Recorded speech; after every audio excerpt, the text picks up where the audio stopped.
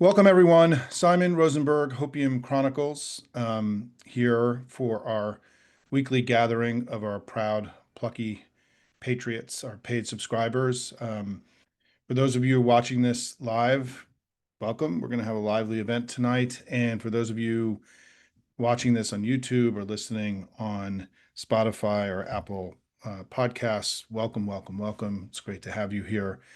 I want to begin tonight in sort of a somber um, fashion.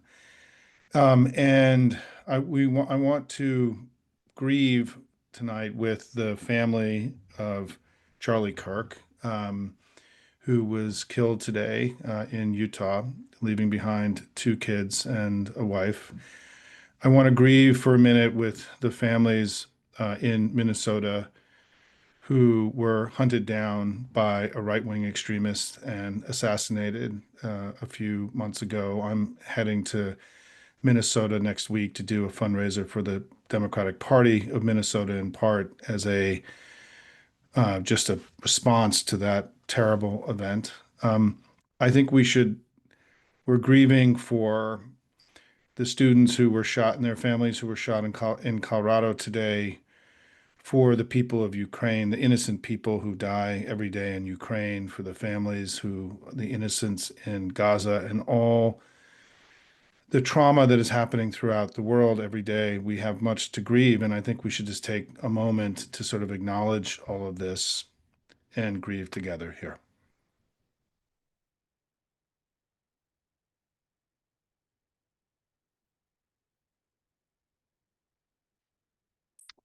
Okay, welcome everyone. Um, my basic message, some nights I come here and I sort of have a lot in my mind I want to get out, and some nights I kind of wing it. And this is going to be one of those nights because I think this day has been evolving and changing as we've gone along.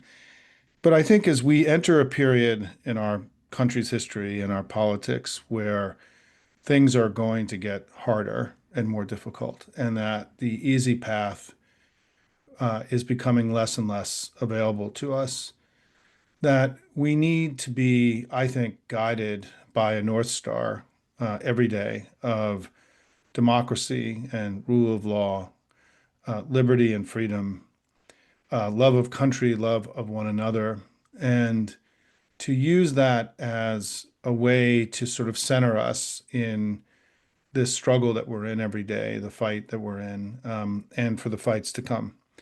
Because I think that part of what I have been writing about in the last few weeks is that we've entered now, Congress has returned, and we're entering the fall session, is that I think that the sort of the big thing that has happened in our political consciousness, sorry for the issues here with focus. Let me see if I can fix that here.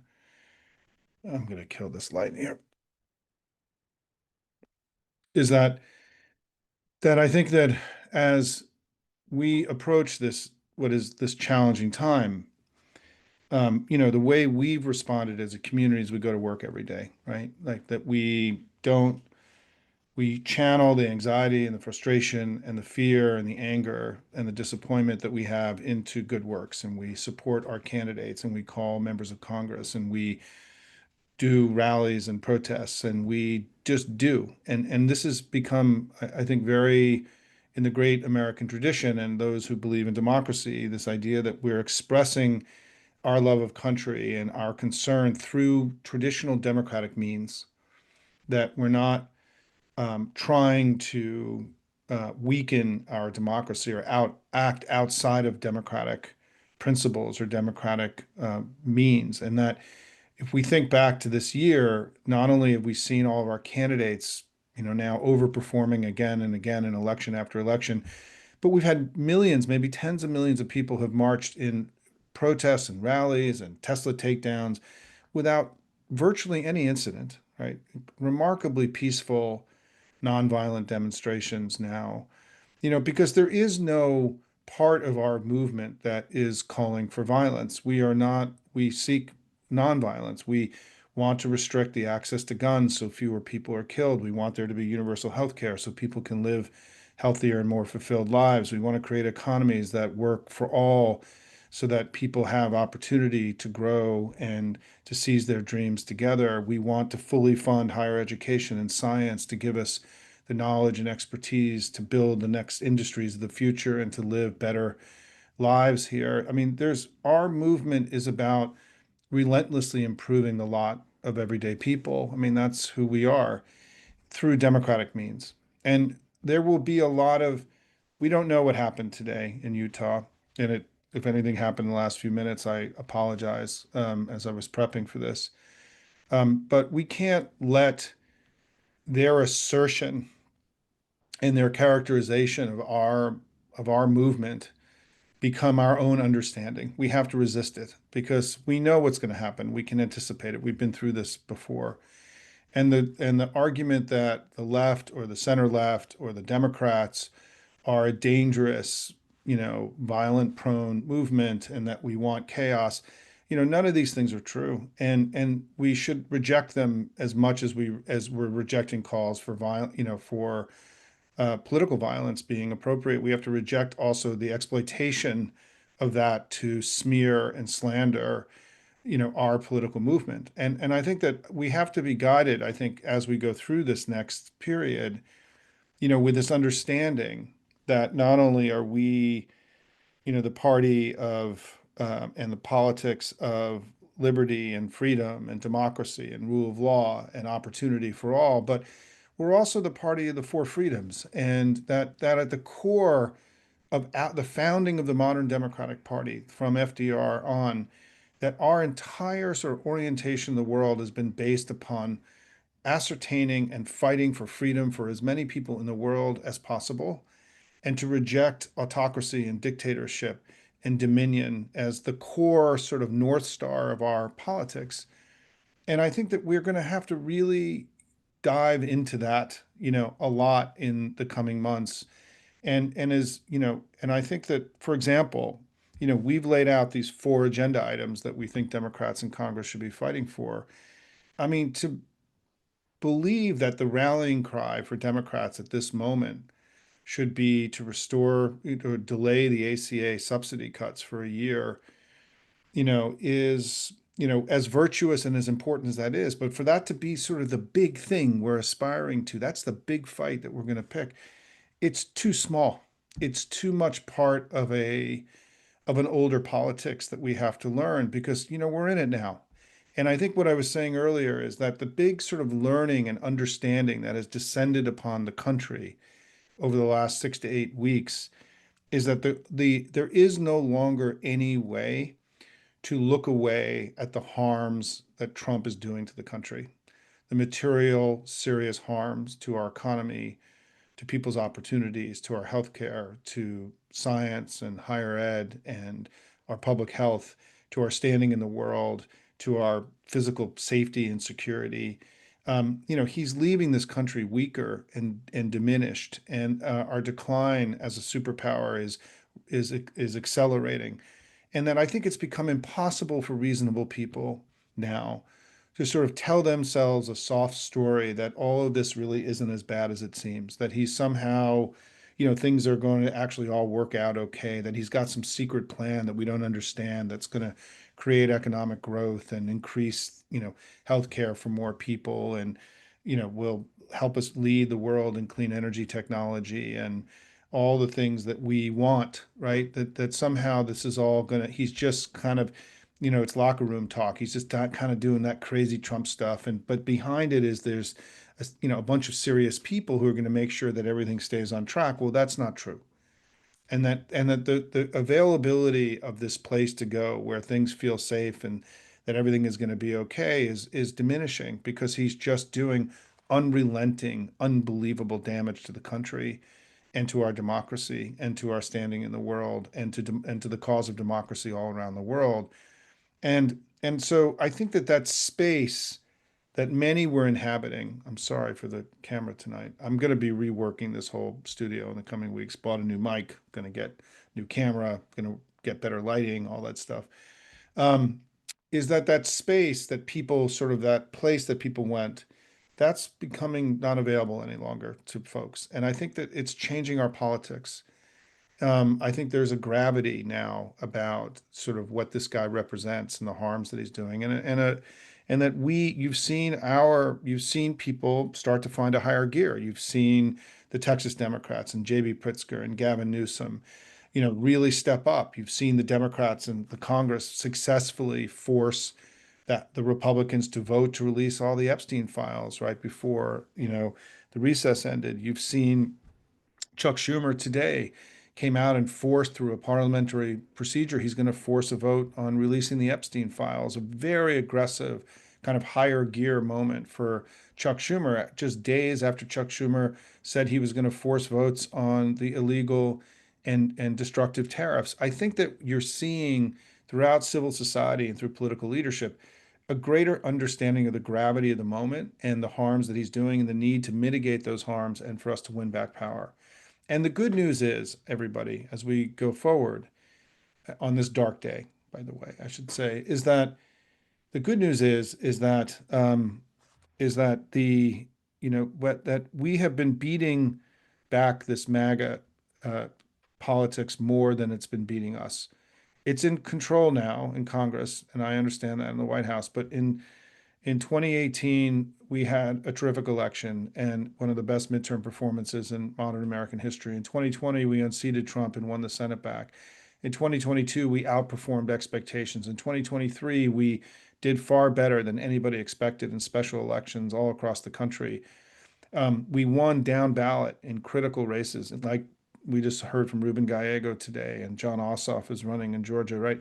We had successes down ballot. We didn't win the presidency. I'm not going to sugarcoat that. And we lost the Senate, but we had success down ballot. And the Europeans have consistently, when given a chance, have voted down the fascists in Europe. And one of the reasons that Europe has stayed so coherent and strong is because there's a unity around purpose of fighting for democracy when it's being challenged by this dictatorial regime in Russia.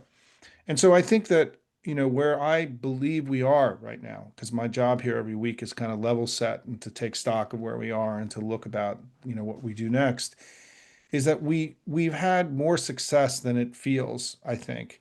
And the success we had last night, we continue to overperform elections. We're overperforming at a higher level in this election cycle than we did in the 2017-2018 cycle, which was where we won that election by 8.5 points.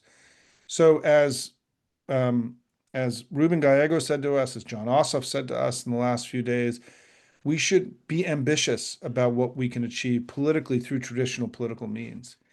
Through these, and I think for now, our goal here at Hopium is to win the fall, to win these fall elections by the biggest margins possible, and everybody's got to be all in, including in the California ballot initiative to redistrict that Gavin Newsom is leading, to prepare our state parties and our candidates to be successful in 2026, and to confront and challenge Trump and the Republicans in Congress in ways that we haven't before, and to make it clear that their path is unacceptable to us, and to set, to be comfortable with a greater degree of risk taking and greater degree of confrontation than, frankly, that some of our leaders have been comfortable with over the last few months. And I'm optimistic that we're seeing Senator Schumer, for example, really try to reach higher and to create, what is the appropriate level of confrontation and risk that is going to be required. Because I just don't think there is an easy path. I think that this idea that, well, we'll fight really hard and we'll, win the November elections and then we'll win back power in 2026 is no longer a place that we can go to satisfy the the gravity of the moment. I think that we have to both be relentlessly focused on winning back power, ensuring there are free and fair elections, and mitigating the damage that Trump is doing. And I think that there's been far less conversation in our family about mitigating the damage. I don't think we have been in the day-to-day fight. I think that part of our heads have been about sort of operating through traditional political prisms of which we've been successful, right? We have to do this. We have to win these specials. We have to win the November elections. We have to win next year. But there's this other dimension that I've been calling for in recent weeks, that we have to confront them and fight them every day across multiple fronts, and that we have to be in their face and challenging them the way that Leon Krauze recently in his talk to us told us about the lessons from battling Lopez Obrador in Mexico, that when you've got somebody who's in front of the media all day long, you have to respond. You have to get into the stories. You have to challenge. And our day-to-day comms and sort of political organization around the daily battle is inadequate for the moment. It needs to continue to get better. And by the way, despite all of that, despite their clear information superiority, despite our struggle to sort of match them in the way that they play the game 24/7, 365, Trump is historically unpopular. His agenda is historically unpopular. I mean, his numbers have started dropping in June and have stayed down in this very steady state. He's down 10, 11, 12 points in all the major independent polls. And as G. Elliott Morris showed us last week, the level of intensity against Trump is higher than ever recorded in polling history at this point in the presidency. The intensity, that intensity that we need to win elections, to put people on the streets, to raise the money, to have the volunteers, to make the calls, to canvass, to challenge them. There is all of this pent up energy now and intense opposition. And what it means is that Trump has lost his ability to rally the country behind him, that he's going to rally his 35-40% MAGA base no matter what. They're going to stay with him no matter what. And they're going to, but it's the rest of the country that matters here. And it's getting harder and harder for him to speak to the rest of the country, the non-MAGA part of the country. He's even underwater in polling in the last week, consistently on crime, which we were told was a big winning issue for him, even by Democratic, data people a few weeks ago. And he's been underwater on border security, which means that he's been underwater in polling in the last couple of weeks on every issue, including the issues that are considered to be his strength. And that's incredible, everybody. I mean, imagine if he was at 55 or 60% approval rating right now, where we would be as a country.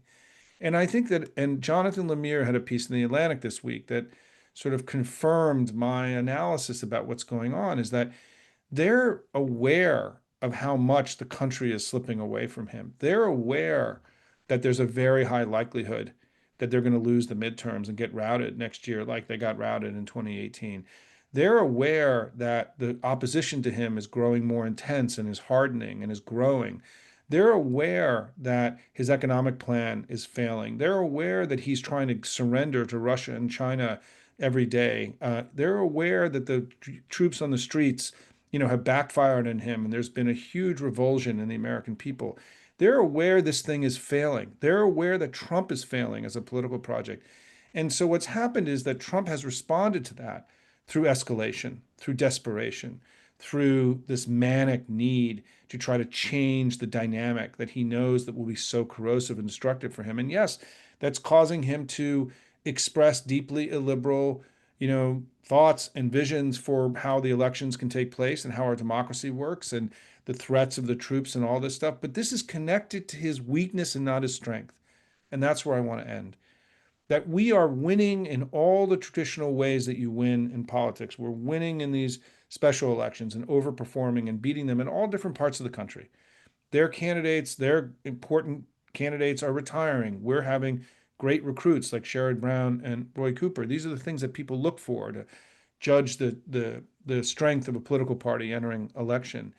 Um, we are, our candidates are raising a lot of money. I mean, Roy Cooper raised $4 million like in the first 24, 48 hours of his race. We are engaged in fighting, and our intensity level is high. And I think that for what we have to do now is we have to do what John Ossoff said. And I was going to bring the quote, and I apologize. Let me just bring it up because I want to read it. And it was to me the most powerful part of what was an amazing interview with Senator Ossoff um, last night that I shared with all of you last night. But he closed, and I'll share the clip tomorrow it's me talking. Hold on, let me go to the thing. I want to get to this because his words really struck me when we were talking. And he said, and I'll end with his words, which sound a lot like words that could come from Hopium. Allow yourselves to feel hope. Allow yourselves to believe in victory. The only way we don't win these elections is if we lose faith in ourselves and our ability to shape the country's future as citizens. We still have that power, as bleak as it seems. And we still have the power to build a country that we believe in and to present an agenda that can unite the country again. But if we lose faith, that's what worries me. So keep the faith, help me in Georgia, and keep fighting. John Ossoff is an honorary Hopium member, whether he knew it or not, with those comments. And folks, I think what I just want to stay grounded with all of you is that, these are going to be hard fights. This is going to be hard. There is no easy path. But the way we have to respond to it is not by curling up in a ball or obeying in advance or allowing their madness to become our own. Is to do what we've been doing, which is fight like hell for our country, our democracy, our future, our liberties, our freedoms, rule of law, and all the things that we believe in here as Americans. Because fighting for freedom and democracy is what we do. It's what Americans are all about. And man, do we have a lot of that ahead of us. So those are my thoughts here. Thanks to all of you who are watching tonight. If you found this helpful, please like it and share it with others and subscribe to Hopium. If you're kind of a newbie here, please be part of this wonderful community of proud, plucky patriots that are kicking ass and doing so much good every day. And now let me get to your questions. And if you want to ask a question, please go into the Q&A box. Lincoln, who is here, often summarizes, the yeah. So government shutdown. So I've addressed the government shutdown in my writing, and I want to come at it in a slightly different way than others have come at it, which is that shutting the government down is a tactic. The question is, what's the strategy? And the strategy that I have laid out for you has been these four things that I think we should be fighting for, right? To reverse the tariffs, to roll back the plus up of ICE and to prevent uh, troops being put on our streets, to stand up for science and higher ed and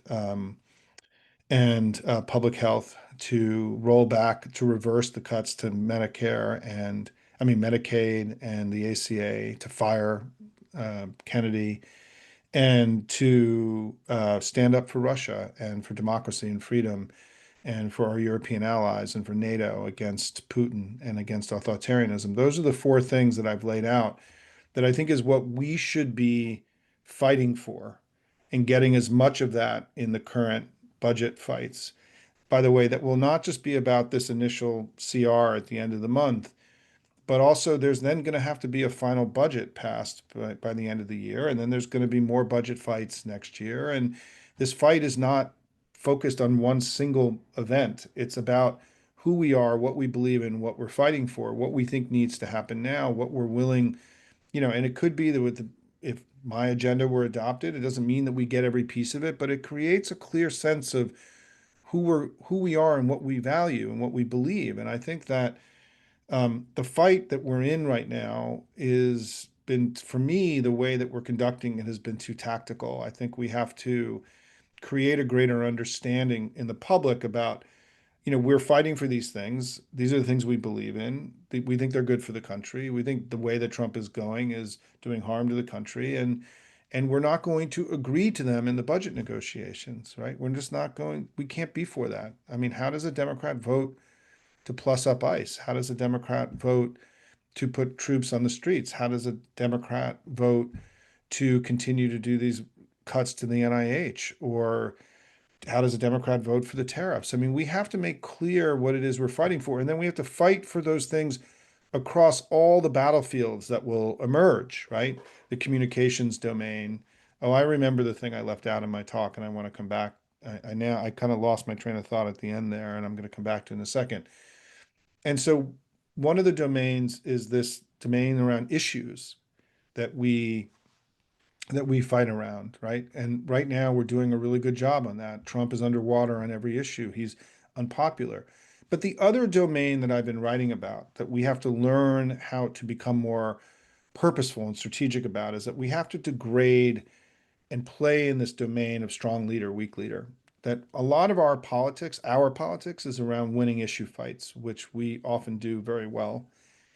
What we don't do is focus enough about degrading him as a leader. And we have to become more purposeful about this. And this is one of the reasons I think the Epstein thing that Schumer did today was very smart, because it speaks to his character and who he is. And people see politics not only through issues, they evaluate the strength of a leader. And Trump's the thing that is really holding him up still, the last kind of pillar of his brand is this: he's strong enough to fight, he's fighting for us, he's strong, he can get things done in the real world. And we have to take that away from him. What I've been writing is that we have to take away this last kind of remaining strong pillar of his brand positioning if we really want to defeat their politics. And we have to become purposeful about it. And that's why one of the things I called for today was the formation of sort of a national security council for the pro-democracy movement that would be the ranking members of the major committees in the House and Senate who start engaging him frontally every day on what is the most disastrous foreign policy in American history without any near peer. The damage that he's doing to our standing in the world, the alienating of our allies.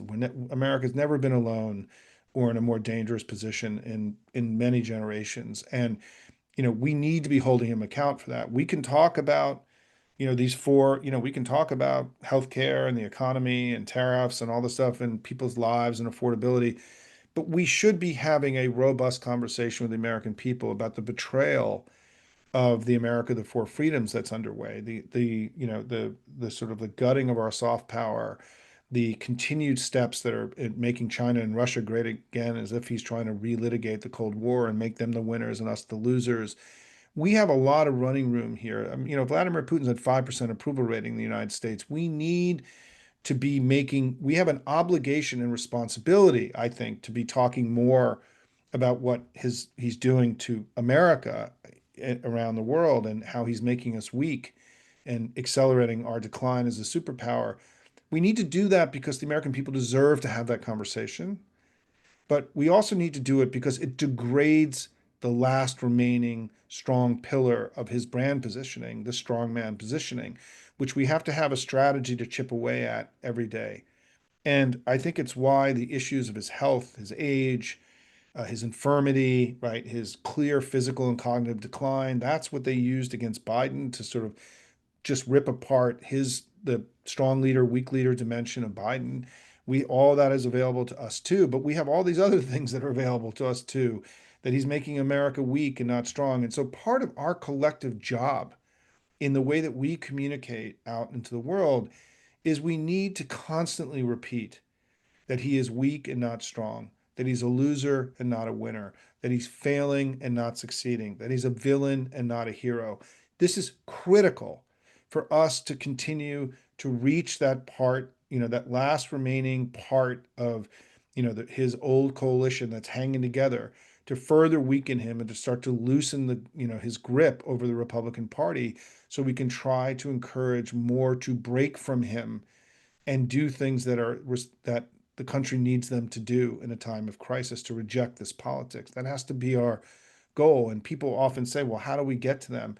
We need to make him a weak man and not a strong man. We need to make him a loser and not a winner. We need to make him a failure and not a success. We need to make him an historic villain that he is and not a hero. Those are things that we have to become more purposeful about. And I think it's part of what I've been promoting. Greg Sargent had a terrific piece about this, which I'm, prominently quoted in the New Republic this week, about sort of what I call this dimension of strong leader, weak leader, that we have to start understanding as a movement and start playing much more aggressively in the way that we play in traditional issue-based politics. Let me go. So my answer on the shutdown is, I think we first need a strategy and a plan to fight all of these battles over what Trump is doing and what we want to do. The shutdown is only one moment. It may be a moment of higher leverage, but so will the budget at the end of the year, and so will budget fights next year, and there'll be other moments of high leverage. And I think it's only one piece, and the goal can't be to shut the government down. The goal has to be to achieve certain things in the negotiations if we shut the government down. And it's my view, and I've said this in writing, and it's my view today, that where some of people are emerging is that, look, our goal should be to delay the ACA subsidy cuts for a year. I think that's insufficient. I don't think that's big enough. I think that we have to have higher aspirations for what we want. And we may not be able to get all of it, but if we're starting in a small place and are willing to settle and negotiate in a small place, why do that? In any negotiation, you go down and you talk about all the things you want at the beginning, and then you get to a place of negotiation. You don't start by giving away and not negotiating for things that really matter, like the integrity of our democracy, or to make sure that Trump doesn't give away America to Vladimir Putin and to Xi, right? So I think we have to, I think our asks have to be much bigger. And I think that Democrats to some degree are scared of feeling like if they make these asks and they can't get them in the negotiations, it'll look like a failure. But I think the bigger thing they should be worried about is not having an adequate ambition and not having a story that we're telling that is going to outlive just this iteration of this negotiation that's going to happen. That our family needs a rallying cry. We need things to be fighting for. We're in a place that's too tactical, it's too legislative. There needs to be a narrative and a story. I've been writing about this extensively over the last few weeks, maybe excessively too. But the movement needs a rallying cry. And if the Senate and House Democrats have to understand that it's their responsibility to give us that. It's not somebody else's job to do that. It's not the presidential candidate in summer of 2028. We need that now. And we need that because we are in not just a legislative fight, we're in a fight over we're in a communications battle. And the thing is, he's weakened and losing, and therefore we should be more aggressive and ambitious. And I will be announcing in a few days an expansion of the work that we're doing this cycle to take on more things. We're doing a lot of important things now, but in a sense that this is a time where we should be ambitious. I'm going to expand the offerings of what Hopium is involved in, as a way of recognizing in our own work that we should be expanding, that our ambition should grow, that we should want to make this a big election victory. You can't play it safe here. We got to go for it. And because the country requires that. So we're going to be expanding our offerings here about what the fights that we're taking on and the candidates we're supporting. That will evolve over the next few weeks. I'm going to be doing it in several iterations, still working some kinks out and things to get done, but that will be coming soon. Let me see what else is here. Yeah, I mean, we talked today in the interview, the question about the SCOTUS. Look, I think the bigger issue with the Supreme Court is not any individual ruling now, but how much, and if you haven't watched my interview with Leah Lippman, Professor Lippman, it was honestly one of the best interviews I think we've had in the last couple of years. She's so cogent in explaining about the corruption of the Roberts Court and I don't use the term Supreme Court. I call it the corrupt Roberts Court because I don't believe we should give them the act, call them supreme. There's something far lower than that. And because they've debased themselves and they've done enormous harm to the country. I think the other kind of thing that we've all come to terms with, particularly in the last few weeks, is just how the Supreme Court or the corrupt Roberts Court is operating without any kind of North Star other than just giving Trump everything he wants.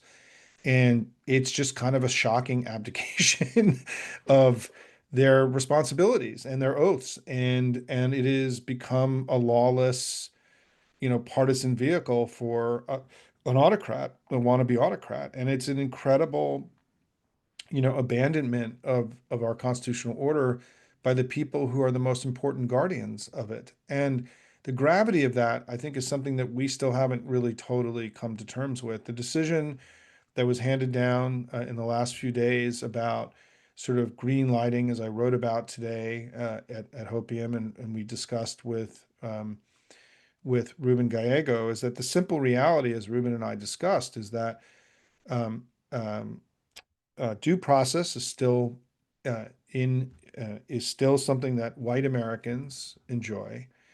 And if you're a darker skinned American, you no longer enjoy due process. And it is, how in the world did that happen in this country, right? I mean, if this is like one of the most clear fundamental rights that we were given in our Constitution, and the Supreme Court just took it away from a lot of people who live here, tens of millions of people who live here. It's obviously a dangerous precursor to the expansion of that removal of rights. It's an extraordinary retraction of fundamental rights that we've long enjoyed in America, or most Americans have enjoyed, not everybody. Um, and and so, or not even most Americans, some Americans have enjoyed. And so, yeah, it's a moment. It was a jaw-dropping moment, and I was shaken by it. I was stunned by it. I'm stunned every day by the court's um, corruption and its seeming coming to understand that its role is to accelerate the transition of America from a democracy into an autocracy or a dictatorship. And I don't know how John Roberts and the other five, Amy Coney Barrett is celebrating this fall by doing a book tour and making money. And she's doing all these right-wing news organizations. Which is a tell, right? She did her first interview with Barry Weiss, this right-wing journal, not independent news organizations, which is sort of this tell that she feels that that's okay in this time. And the first thing she said is, "We're not in a constitutional crisis."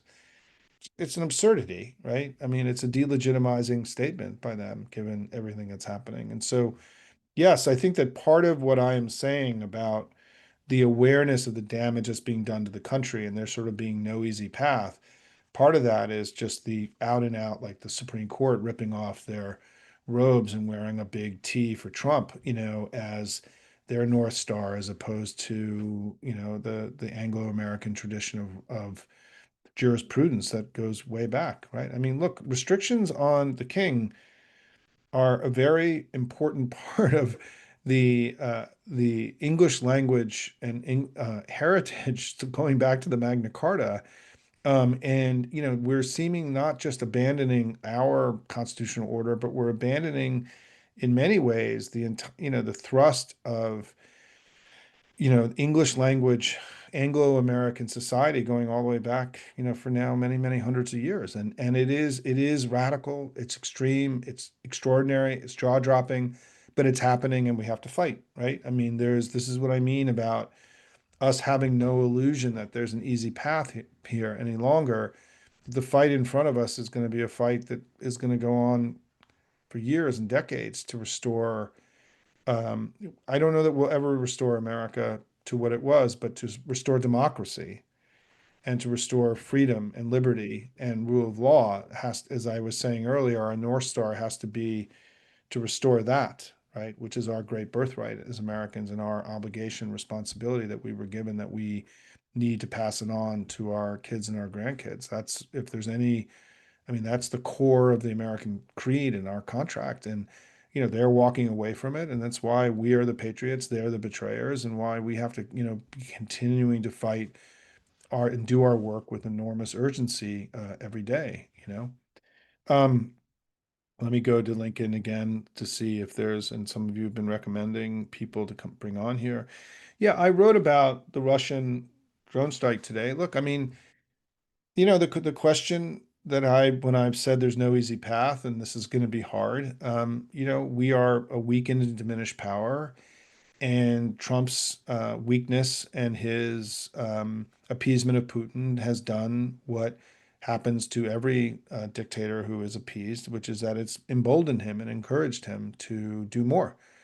And Trump's weakness and his foreign policy and his approach to the world, the rolling out the red carpet for a genocidal maniac in Alaska and on American soil a few weeks ago, has now brought the biggest escalation of the attack on Ukraine. We've now seen violating NATO airspace. And the question of whether or not Russia and China now are going to feel emboldened and to start to more systemically and strategically attack our areas of influence around the world, and to more systemically and strategically attack the global liberal order that was America organized after World War II, to more strategically and systemically attack us as a country in all the ways that they can attack us, right? Kinetic and cyber, and through manipulation of our politics and information warfare.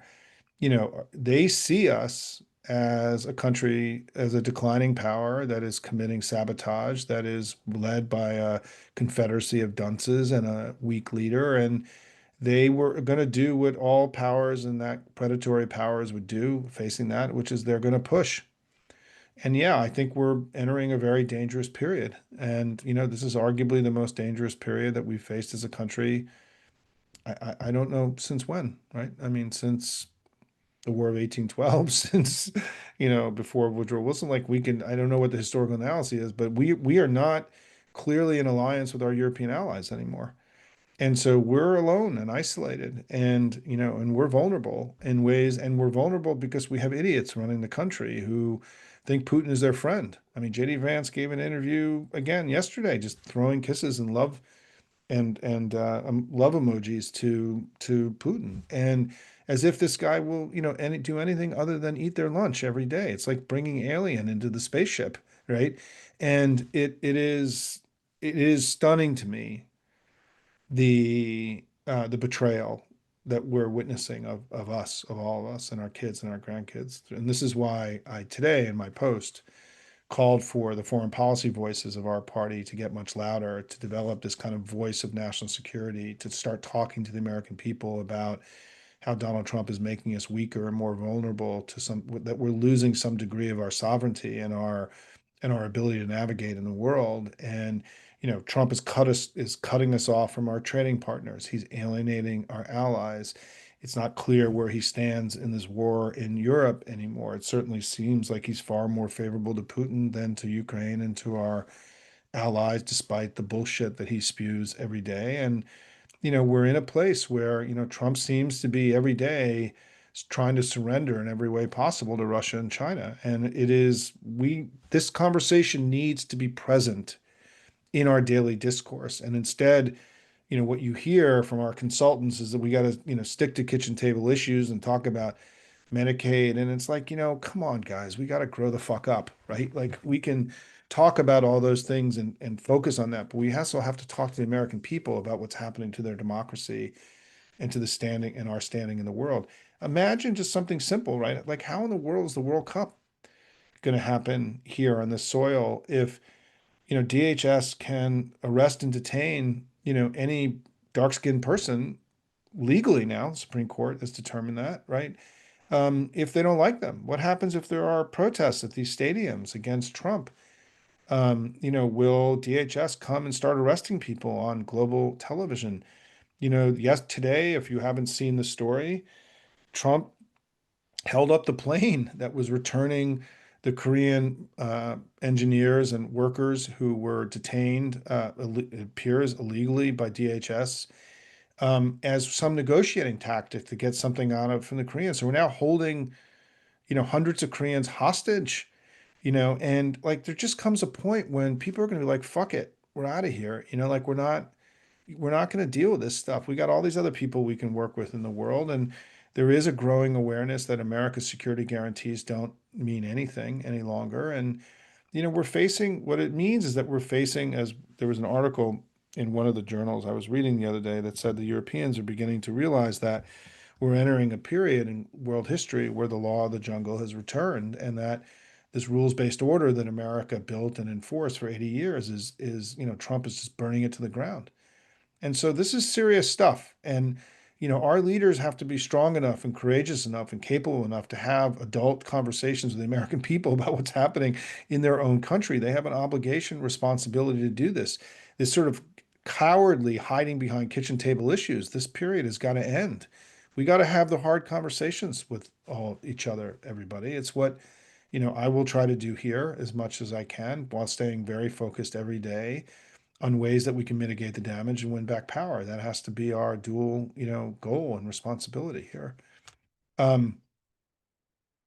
Yeah, no, the stuff that's going on with Hyundai and Korea, it's insane. It's completely insane. I mean, these guys they're crazy people, And the thing is, foreign leaders know all this. They know how crazy this all is. They know how unstable Trump is. I mean, this is not, it's not like he's hiding anything. And it's going to cause people to do workarounds around America. They will invest in other places. They'll give more favorable trade to other out people they view as allies, right? This is going to have a profound impact on the opportunity for young people in America for potentially generations. And it's why we have to keep, fighting with everything we got in order to again mitigate the damage and to win back power. Let me just yeah, lots of great comments and questions, everybody. Thank you. For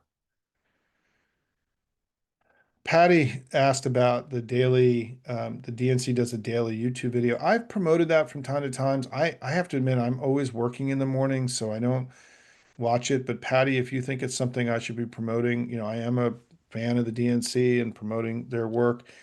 I will do a better job at trying. I know they had a big organizational meeting this week. Somehow I missed that in the 8 million emails I get, but I will do a better job one of the things I've been encouraging everybody is to work with their state parties to, embark in voter registration drives, which is something that we need to do. And you know the and that's one of the things that we have as things we can and working on. I also want to acknowledge for those of you who are working on the resolutions project. I need to make this as part of my core pitch and each week is that we've continued to see significant progress in the resolutions project. If some of you tonight may have already be working on that, I want to encourage you to continue to learn about that, to see this is something that can be done in every community across the country. We just had a good win last night in Corrales, New Mexico. It got good press coverage, well-written resolution. This is something that we can do in every community across the country. And in some cases, it will get voted down, but we should be having a debate. We should make it uncomfortable for Republicans to defend Trump's abandonment of the constitutional order in our country, in every community around the country. So please, look at Hopium. I mean, look at the Resolutions Project. We did, and thanks to Deborah Potter and Rachel Polliner, who've been sort of spearheading a lot of the daily consultation with people in our chat for people who've been coming in and asking questions. There's a great video of Rachel and Deborah talking about how they have moved their resolutions in New Mexico and in Boston, and so, please, check that out. Let me just look at other questions. Yeah, I've addressed a lot of you had questions about the government shutdown. I just have a different way into it than Ezra. I think Ezra did an important service in sort of challenging the system to sort of have greater ambition. I've been through this. I've been working with Congress for over 30 years. I've been through a lot of these fights. And I think that what I laid out tonight is what I'm laying out every day and what I laid out in that big memo I did to Congress about the things they need to be doing. All of that was anticipating, because remember, there's two different ways the budget is going to get voted on. There's what's called the continuing resolution, which is the resolution that will keep the government open for a few months or a few weeks, whatever they end up coming with. And then there's the actual final budget for next year. And that's where the big fight is going to happen. And so I don't think that just focusing on the continuing resolution is actually the way this is going to work. It's only one step in the process, an important step. But the real fight is going to be, what are we going to try to get out of the final budget that gets passed at the end of the year? And are Democrats willing to go on the record supporting things that we can't support? Because the CR fight is about just maintaining the current budget a few more months. The next budget is going to include all the stuff that Trump has done. And that's where the big battle is going to be. And so I think Ezra got it kind of half right in the way that he analyzed what to do, but certainly it was a very welcome, contribution to the discourse. Um, I'm seeing a lot of questions I think we answered. Yeah, I mean, Helen Mills answered, and this gets to be the consistent of the. By the way, I just want to say I'm seeing Mary post here. Of course, the DNC is behind fundraising of the RNC. Trump is running the president, the White House, the party in power always has more money. This notion the DNC is not raising any money or the Democratic Party is not raising any money, that stuff isn't true. And people have to stop saying that. There's this whole meme out there that we're struggling to raise money. I mean, this isn't true. And, the party committees are raising a lot of money, or candidates are raising a lot of money. Yes, Trump has more. Trump is the incumbent president. Trump is taking bribes, taking $1 million bribes from people and putting it into his political committees. We have to stop talking down. We keep winning these elections. We're ahead in the congressional generic. Trump's numbers are in the toilet. We're ahead in Virginia and in New Jersey, right, by comfortable margins right now. Mondami's way ahead in Mom Donnie is way ahead in New York. you know, to look at all of this and then to conclude that the Democratic Party is weak is just wrong, right? It's just false. It's right-wing propaganda passed off as us. Our job is to make us strong and not weak, to make us winners and not losers, to make us successful and not failing, to make us heroes and not villains. Don't be the people that want to make us weak and failing and losers and villains are the Republicans. Don't help them. They're pretty good at that, right? Don't become part of spreading false memes that are being, in some cases, passed on by people in our family for their own political interests. But we keep overperforming in election after election. We had these huge election wins in Wisconsin and Omaha, and our candidates are doing very well. There is no evidence of this so-called weakness in the Democratic Party showing up in any of the data, right? But if we decide, this is the whole quote from Ossoff, that he was challenging us to not lose heart, not lose faith, and to recognize that how we talk about ourselves for those people, I'll end with this, right? This is sort of my great admonition that many of you heard, is that you have a choice not about how you see the world or how you understand things or where you are emotionally, but you have a choice about how you communicate all of that to others, right? And part of the Hopium project is about me encouraging you to take greater responsibility for the sentiment that you put out into the world. And that one of the central projects of MAGA and Trump is to flood the world with negative sentiment. They want us to feel bad about our country, our institutions, our leaders, our economy, everything, right? Biden, Kamala, everything. And part of the antidote to that is to put positive sentiment out into the world, not to be Pollyannish, but to respond to that kind of talking down of America by talking up America. And I think that I think there are people in our family who right now are exaggerating the weakness of the Democratic Party for their own political aspirations and gains.